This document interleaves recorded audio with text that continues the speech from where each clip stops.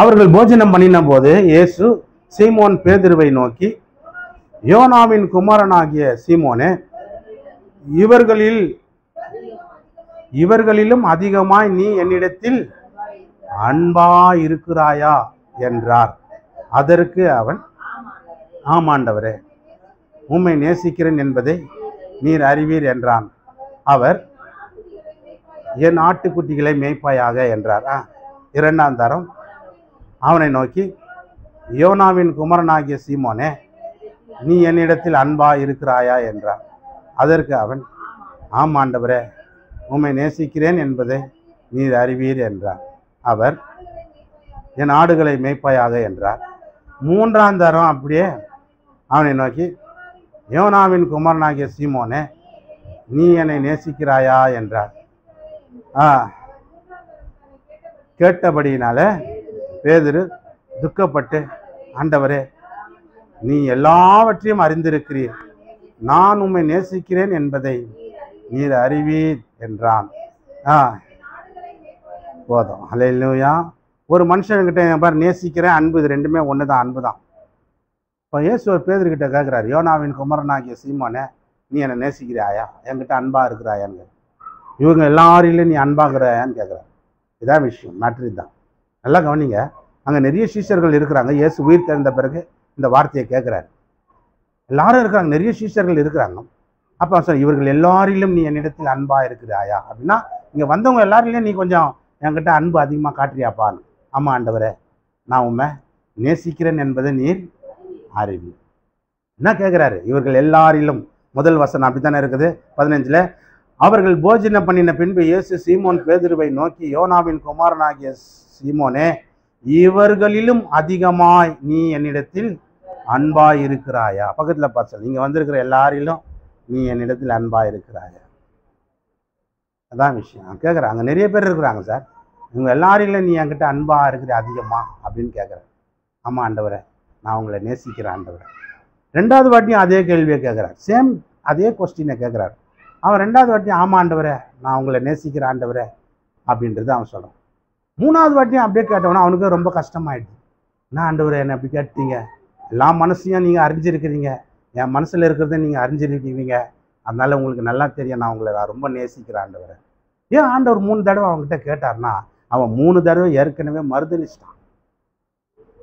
ஏற்கனவே 3 தடவை இயேசுவை பிடிக்கும்போது அவன் ஓடி போயிட்டான். இயேசுவை என்ன பண்ணுறாங்கன்னு சுற்றி தூரமாக இருந்து இயேசுவை எப்படி அடிக்கிறாங்க, எப்படி கொடுமைப்படுத்துகிறாங்கன்னு தூரமாக நின்று பார்த்துன்னு இருந்தான். அப்போ 3 நபர்கள் வந்து கேட்குறாங்க, நீயும் இயேசுவோடு இருந்தவர் தானே? இல்லவே இல்லைன்னுறான்.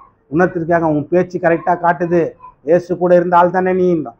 கிடையவே கிடையாதுன்றான். 3வது ட்ரிப்பு ஒருத்தர் கேட்குறாங்க, இல்லை நீ அவர் கூட இருந்தவர் தான். சத்தியமாக அவன் யாருன்னு இயேசுவை அவன் இவன் சொல்லிட்டாரு. இயேசுவை அவன் யாருன்னு தெரியாது அப்படின்னு இயேசுவையே சபிக்க ஆரம்பிச்சிட்டார் இவர் 3 தடவை. எதுக்கு? உசுருக்கு பயந்துக்கணும், உயிருக்கு பயந்துக்கணும். இயேசுவை போல் நம்மளையும் அடிப்பாங்களோ, அவரை கொடுமைப்படுத்துகிற போல நம்மளையும் கொடுமைப்படுத்துவாங்களோன்ற பயந்துக்குன்னு இயேசுவையே தெரியாதுன்னு சொல்லி. இப்போ இயேசு அதுக்கப்புறம் சேவல் 3 தடவை மறுதளிச்ச போது சேவல் கூவிட்டு அவன் வெளியே போய் மனம் கசந்து அழுகுறான். ஐயோ, இயேசுவை யாருன்னே தெரியாதுன்னு சொல்லிட்டேனே, அவர் கூட ஒன்றா உக்காந்து சாப்பிட்டேனே, அவர் கூட ஒன்றா சுற்றினேனே, அவர் கூட நான் நடந்தேனே, அவர் செஞ்ச அற்புதங்கள்லாம் கண்ணில் பார்த்தேனே, அப்படி இருக்கும்போது ஒரு பிரச்சனை வந்தவொன்னா அவர் யாருன்னு தெரியாதுன்னு சொல்லிட்டேனே ஃபீல் பண்ணுறான். அல்லேலூயா, அல்லேலூயா. கர்த்தர் நல்லவர். அதுதாங்க சொல்கிறேன். அன்பு இருக்குதா கண்டிப்பாக எவ்வளோ கஷ்டங்கள் நெருக்கங்கள் வந்தாலும் அதை அப்படியே ஓரமாக வச்சு அப்படியே ஓரம் கட்டிட்டு அதை காட்டிலும் பெரியவர்ன்றதை நாம் நினைக்கணும். நல்லா கவனிக்கணும். நீங்கள் அதை காட்டிலும் நாம் பெரியவர் என்பதை அதை நினைக்கணும். பிரச்சனை ஆண்டவர் சால்வ் பண்ணுவார். அது பெருசாக அது ஒன்றும் பெரிய விஷயமே கிடையாது. அதை காட்டிலும் அவர் பெரியவர்ன்றதை நம்ம மனசில் நினைக்கணும். நாம் என்ன நினச்சிட்றோன்னா, பிரச்சனை வந்தவொன்னா அவரையே மறுதளிச்சு இவன் அப்படி தான் பண்ணிட்டான் பாருங்கள். ஏன்னா ஆரம்பத்தில் இவன் சரியான அன்பை ருசி பார்க்கலைங்க. அதனால தான் ஒரு பிரச்சனை வந்தவொன்னா அவன் என்ன பண்ணிட்டான், ஆண்டவரை மறுதளிச்சிட்டான். அப்போ அவர் யாருன்னு தெரியாதுன்ட்டான். அவர் யாருன்னு எனக்கு தெரியாது, அவருக்கு கூட எனக்கும் அவருக்கும் சம்மந்தமே இல்லைன்ட்டான். ஏன் ஒரு பிரச்சனை வந்தவொன்னா அவர் அப்படி மறுதளிச்சிட்டான். இப்போ அவர் யாருன்றதை இவன் உணர்ந்துட்டான். மனம் கசந்து அழுதான். என்னைக்கு எப்போ மனம் கசந்து அழுதானோ அப்போவே அவருடைய அன்பை இவன் ருசி பார்த்துட்டான். இப்போ ஆண்டவர் கேட்குறாரு, 3 டைம் கேட்குறாரு. ஏற்கனவே 3 தடவை மறுதளிச்சான்.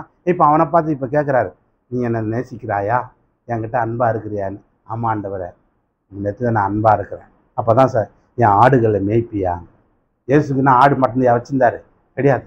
அவருடைய ஜனங்களை, அவரை விசுவாசிக்கிறவங்கள தான் ஆடுகள்ன்றார். அவர் மேல் நம்பிக்கையாக இருக்கிறவங்கள ஆடுன்ற. மாடுன்னு சொன்னால் உனக்கு கோவம் வந்துடும் இல்லையா?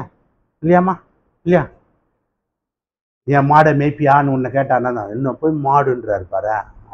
இப்போ ஆடுன்னா அது எல்லாரும் ஏற்றுக்கொள்கிற விஷயம், அதனால காமனாக இருக்குது, பொதுவாக இருக்குது. ஆடுனாக்கா சரி ஒரு ஆடுன்னு தானே சொன்னாருன்னு. மாடுன்னா எப்படி இருக்கும்? என் மாடுகளை மேய்ப்பியா ஆடுனா.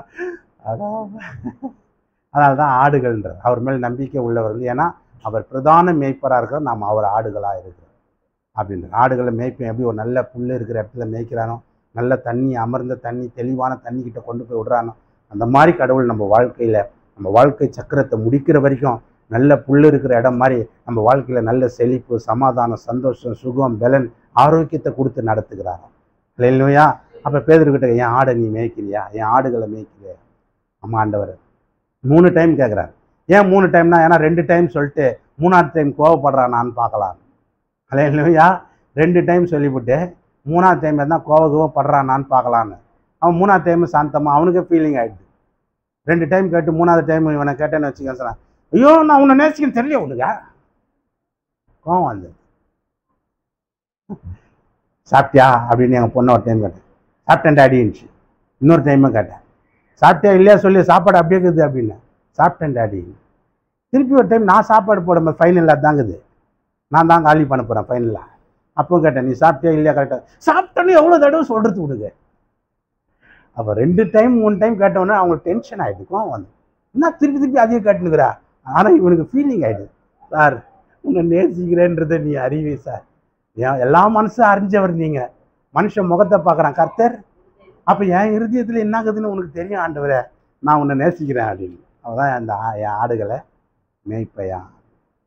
ஏன்னா ஏற்கனவே என்னை மறுதளிச்சிட்டான், ஆண்டவர் யாருன்னு தெரியாதுன்னு சொல்லிட்டான். ஏன்னா அன்பு அப்போ அவன் மேலே ஊற்றலை. அதுக்கப்புறம் தான் இயேசு மரித்த பிறகு அவர் அந்த பிறகு அவருடைய அன்பை புரிஞ்சுக்கிட்டான். இயேசு இவ்வளோ பாடுபட்டு ரத்தம் சிந்துது எதுக்காக, எனக்காகன்றத அவன் புரிஞ்சுக்கிட்ட பிறகு தான் அப்புறம் கேட்குறாரு அவர்.